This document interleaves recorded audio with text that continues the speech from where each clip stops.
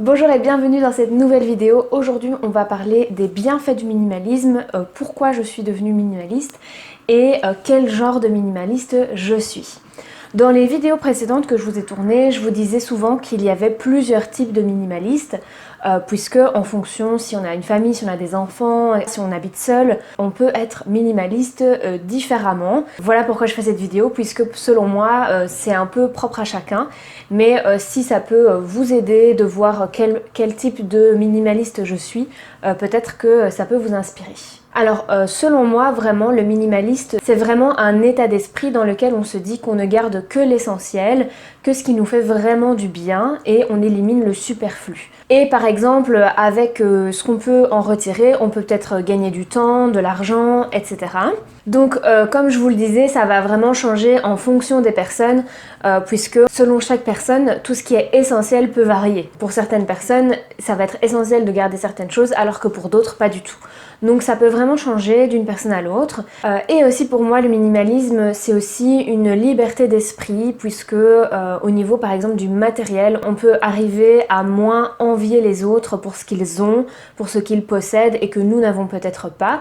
En étant minimaliste, on réfléchit un petit peu plus à ce qui est essentiel pour nous et donc ce n'est pas dit que ce que les autres ont est essentiel pour nous. Bien évidemment, c'est pas toujours facile puisque avec la publicité, les réseaux sociaux, on nous montre tout le temps qu'on a besoin de telle chose, telle chose, telle chose. Les réseaux sociaux nous donnent envie de surconsommer généralement puisqu'on voit plein de belles choses. On est souvent sollicité pour acheter plein de choses qui vont soi-disant nous rendre plus heureux, plus belles, plus beaux, etc. Mais selon moi, c'est vraiment un bon exercice d'essayer de se détacher du matériel. Alors moi j'ai commencé à m'intéresser au minimalisme lorsque je me suis vraiment rendu compte que j'avais énormément de vêtements et que j'achetais énormément de vêtements en suivant des blogueuses mode qui montraient très souvent des nouvelles tendances, même du maquillage, voilà, alors qu'en soi je me maquille très peu, c'est plutôt toujours des maquillages naturels. En fait finalement ce que je change c'est parfois le rouge à lèvres, mais voilà, je n'ai pas besoin de 36 000 palettes, de 36 000 blushs, de 36 000 mascaras, en fait une chose de chaque me suffit. Donc c'est vraiment une prise de conscience qui a été faite à ce niveau-là, au niveau esthétique, mode, et je me suis vraiment rendu compte que je comblais vraiment un vide avec l'achat de vêtements, l'achat de tout un tas de choses qui ne me servaient à rien, et c'était vraiment au moment où j'étais très mal dans mon job avant de changer de job. Et oui, vraiment j'avais de la frustration et donc je comblais pensant que ça allait me rendre plus heureuse d'avoir telle ou telle chose alors que c'était pas le cas. La solution c'était de changer de job. Donc voilà, ça a été la première chose, la première prise de conscience, et donc c'est la première chose que j'ai essayé en fait de limiter. Donc c'est par là que j'ai commencé à faire du tri, à revendre les vêtements. D'ailleurs j'en vends toujours sur mon Vinted, le lien est dans la barre de description si jamais ça vous intéresse. Et ce qui m'a aidé aussi à me mettre au minimalisme, c'est quand j'ai déménagé il y a 3 ans, puisque quand on déménage, on fait le tri, on voit vraiment des choses qu'on a chez nous, qu'on a entassées chez nous et qu'on n'a jamais utilisées, des choses qu'on a vraiment en trop, qui ne nous servent pas, et donc on fait généralement un tri déjà à ce moment-là, et puis ben voilà, l'idée c'était de ne pas réencombrer mon intérieur. Mais pour moi, le minimalisme aussi, c'est un processus qui prend du temps. Je pense que c'est un processus de toute une vie. On n'est pas minimaliste du jour au lendemain, en un claquement de doigts. Parfois, on fait quelques pas en arrière avant de se rendre compte qu'on retombe un peu dans ses travers. Et puis, ben voilà, une fois qu'on se rend compte, c'est pas grave et on se remet un peu sur des bonnes habitudes. Selon moi, c'est vraiment normal et personne n'est parfait. Tout le monde que vous voyez sur internet ou sur YouTube, toutes ces personnes qui font des vidéos sur le minimalisme, je ne crois pas en tout cas qu'elles soient parfaites à 100%. Je suis sûre qu'il y a encore certaines choses qu'elles pourraient améliorer et c'est mon cas. Alors dans mon cas, je fais aussi fort le lien entre le minimalisme et le zéro déchet puisque selon moi, l'un peut entraîner l'autre. J'avais fait une vidéo sur 13 choses que je n'achète plus. Je vous la mettrai dans le petit i. Donc voilà, je ne vais pas me répéter à ce niveau-là. Mais donc dans un sens, ça peut être bien, ça peut être bénéfique puisque, comme je vous disais, l'un entraîne l'autre. Donc si vous avez envie d'être un petit peu plus zéro déchet, ça peut être pas mal de se pencher aussi vers le minimalisme en même temps. Qu'est-ce qui me motive moi à être minimaliste? Quels sont les bienfaits que j'en retire? Et donc pourquoi vous pouvez aussi devenir minimaliste? Donc moi j'aime vraiment le fait de désencombrer mon intérieur afin de ne garder que l'essentiel. C'est un peu le principe du minimalisme, j'ai envie de dire. Mais ça me permet d'avoir moins de rangements à faire. Et c'est vrai que, comme on dit, quand on vit dans un environnement encombré, on est aussi très encombré au niveau du mental. On réfléchit, on est peut-être moins tranquille chez soi. Et donc quand on a un intérieur qui est plus épuré, moins encombré, ça peut nous permettre aussi d'avoir moins de choses à penser, voilà, comme je vous disais, moins de rangements à faire. J'avais déjà parfois reçu ce genre de commentaires, comme quoi j'avais des cadres, j'avais de la décoration. J'ai quand même de la décoration chez moi, je n'ai pas envie d'avoir juste des murs tout blancs pour faire genre je suis minimaliste et je suis parfaite. Pas du tout, j'aime la décoration, j'aime avoir surtout des cadres de décoration avec des photos, souvent c'est des photos de voyage que j'ai prises ou des souvenirs de famille, d'amis. Ma décoration se limite souvent à ça et je trouve que c'est très bien parce que ça fait partie de ma personnalité et pour moi c'est essentiel. Alors comme je vous disais, j'ai désencombré beaucoup de vêtements, je les vends encore sur Vinted, mais ça m'arrive parfois de vouloir quand même encore acheter des vêtements. Quand ça m'arrive, dans ce cas-là, qu'est-ce que je fais? C'est que je vais acheter en seconde main et j'ai la technique de si j'achète un vêtement, je me débarrasse d'un autre vêtement. Comme ça, il y a toujours un certain équilibre dans ma garde-robe et ça m'évite d'avoir un surplus de fringues le reste du temps et pour moi, c'est un équilibre qui fonctionne bien. Donc je n'ai pas de garde-robe capsule avec seulement 8 pièces à mettre pendant toute l'année. Mais j'estime quand même que ma garde-robe est assez minimaliste.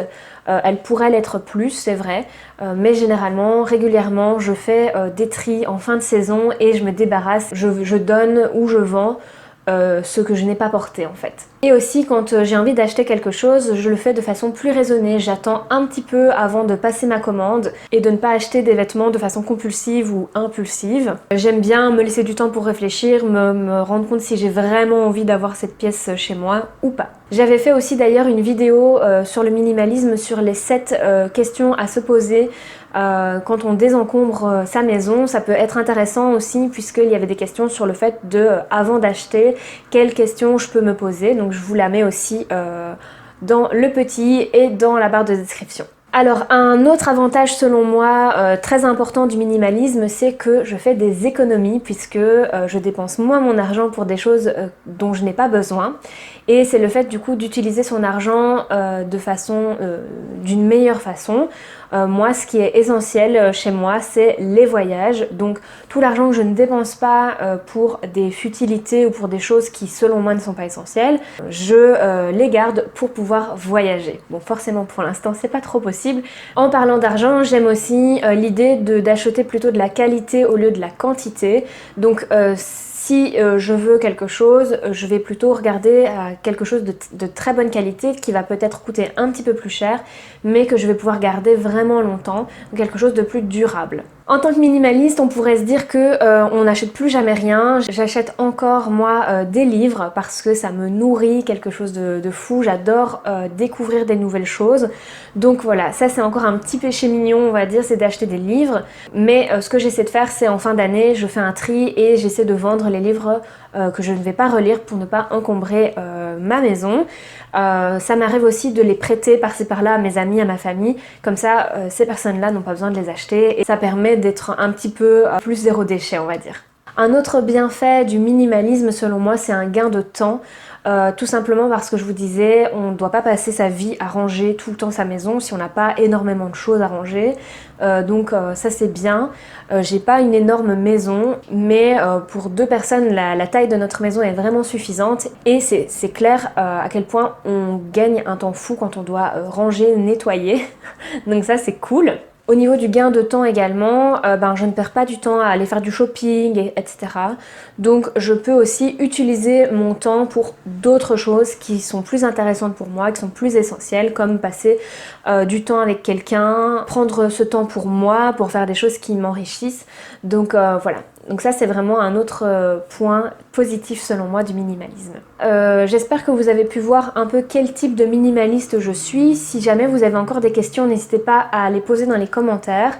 Je pense avoir fait le tour au niveau des vidéos sur le minimalisme. Je sais que vous aimez bien ce genre de vidéos, donc si jamais il y a des points que vous voulez que j'aborde sur le sujet, n'hésitez pas à me le noter en commentaire parce que je vous avoue que là je suis un peu à court d'idées. Je pense que j'ai vraiment fait le tour de tout ce qui me vient en tout cas dans mon quotidien de minimaliste, mais peut-être que je ne pense pas à tout, donc si jamais vous avez des questions sur certaines choses, vous voulez que je fasse une vidéo spécifique sur un sujet lié au minimalisme, n'hésitez pas à me le dire dans les commentaires et je la ferai avec grand plaisir. N'hésitez pas à mettre un petit pouce sur la vidéo si elle vous a plu, à vous abonner à la chaîne si c'est pas encore fait.